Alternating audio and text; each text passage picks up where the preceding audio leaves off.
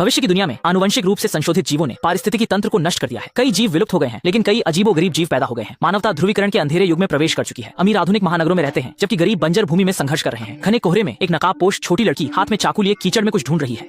लड़की का नाम वेस्पर है। उसके पास पिता की चेतना वाला ड्रोन तैर रहा है। वह काम की हर चीज अपने बैग में भर लेती है। जाते समय उसे एक अजीब कीड़ा मिलता है, जिसे वह सावधानी से बोतल में भरकर बैग में रख लेती है और ड्रोन को साथ लेकर घर चल देती है। घर पहुंचकर वेस्पर ऐसे चलती है जैसे किसी माइनफील्ड में हो। वह बच बचाकर कदम रखती है, क्योंकि जमीन पर आदमखोर कीड़े भरे पड़े हैं। उनके काटने से न केवल असहनीय दर्द होता है, बल्कि संक्रमण का खतरा भी रहता है।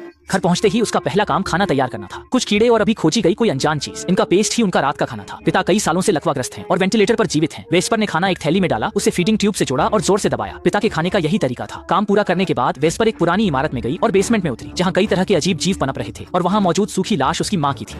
वेस्पर हर दिन की बातें अपनी माँ को सुनाती है। यह जगह उसकी प्रयोगशाला भी है, जहाँ वह टिकाऊ फसलें उगाने के प्रयोग करती है। उसने बोतल खोली और एक तरल पदार्थ अंदर डाला, जिससे इल्ली की चमक गायब हो गई। तभी बाहर से कुछ आवाज आई। उसने जल्दी से बोतलें समेटी और वहाँ से निकल गई।